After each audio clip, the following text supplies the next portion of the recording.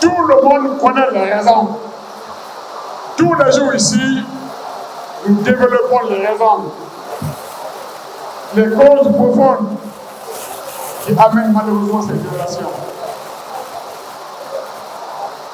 Les fortunés du pays, les nouveaux riches du pays,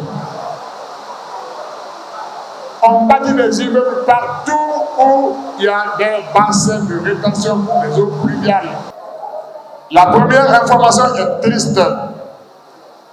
Nous avons perdu un militant, Elhadj Assimiou de Gobaya. Nous avons appris qu'il a été assassiné devant sa famille. C'était l'un des militants de la première heure de l'UFDG. Nous présentons ses condoléances, nos condoléances à sa famille, les condoléances du parti à sa famille. Nous présentons également nos condoléances à l'UFDG. C'est triste. C'est une véritable insécurité. Ça, c'est l'insécurité physique des Guinéens et des Guinéennes. À cela s'ajoute maintenant l'insécurité alimentaire. Nous avons appris par les ondes que 500 tonnes de riz impropres à la consommation étaient en train de reconditionner et remis dans des sacs neufs pour être vendus aux pauvres populations. Ce riz-là n'est pas venu par le ciel. Il est passé par nos frontières. Il est passé par le port autonome de Conakry, où il y a tous les services de santé, tous les services de sécurité et de contrôle. Comment 10 000 sacs de riz impropres à la consommation peuvent se retrouver sur le territoire guinéen sans qu'il y ait alerte précoce? Est-ce que c'est le seul cas? Est-ce que c'est le seul cas? Donc, nous félicitons ceux qui ont quand même découvert l'échantillon là. 500 tonnes, c'est un échantillon, mais un échantillon important. Donc, je voulais également,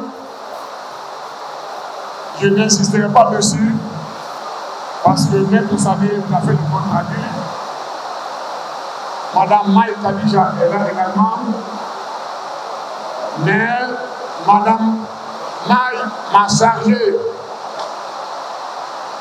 de vous féliciter, de vous remercier pour le soutien du parti, pour le soutien de ses militants, pour la prière des sages, pour la mobilisation des Gawalika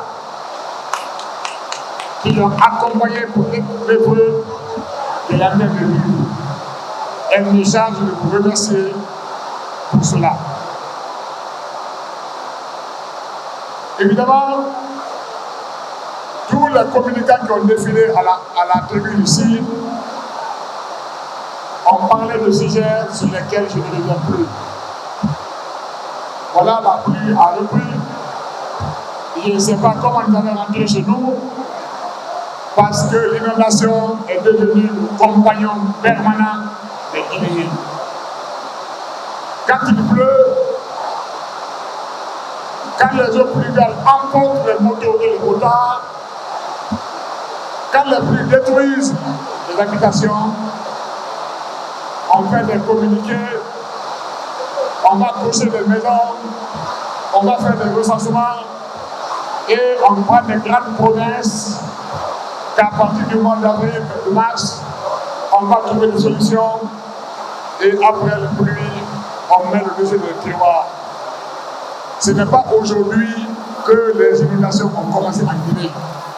Tout le monde connaît les raisons. Tous les jours ici, nous développons les raisons, les causes profondes qui amène malheureusement cette violation. Les fortunés du pays, les nouveaux riches du pays, ont bâti des immeubles partout où il y a des bassins de rétention pour les eaux pluviales. Ils ne sont pas limités à ces bassins. Ils ont construit sur les lits naturels de l'eau.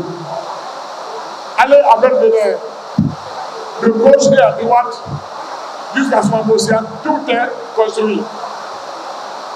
Allez à Yataya, allez à Bofi, entre Bofi et Daboni. Tout est occupé. L'eau trouvera son passage obligatoirement. Le marché, le grand marché dit Kimomo, qui est à Daboni, est construit sur un bassin de rétention des eaux pluviales. Il y a 2 ou 3 ans, il y a eu une famille qui a été emportée par la cour qui se dit. Le marché est encore sur place. À chaque saison de pluie, c'est des inondations, c'est des morts, c'est des sinistrés. Et à chaque occasion, c'est des grandes promesses. Hélas, que les autorités prennent toujours, qui ne sont pas suivies. Ces inondations ne se limitent plus au bâtiment, mais elles continuent sur les routes. Pour ceux qui empruntent aujourd'hui Cimenterie, Kagelé, Grand Moulin de Guinée, jusqu'à Tanéné, c'est un calvaire. Vous passez une fois, vous perdez ou les pneus, ou les phares, ou les ressorts, ou les amortisseurs, et vous-même vous rentrez malade sur vous. Pourtant ici, il y a un gouvernement. Il y a une direction de l'État. Il y a des messieurs et des dames qui ont pris la responsabilité de veiller, de gérer la destinée du pays. Nous constatons la quasi-faillite du système. Si on ne prend pas garde, le peu de route que nous avons risque de partir. Et même si vous mettez tout le budget de la Guinée, rien que sur les routes, ça ne suffira pas pour rectifier les routes. Une route, c'est comme le corps humain. Vous avez une petite égratignure, vous avez une petite plaie, vous la soignez tout de suite, ça ne vous pas cher. Si vous restez, que la plaie atteigne la chair, qu'elle atteigne les os, vous serez obligé de dépenser de fortes sommes pour le soigner.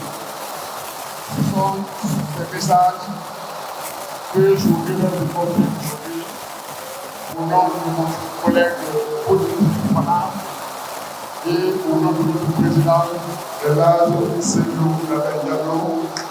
Je vous remercie.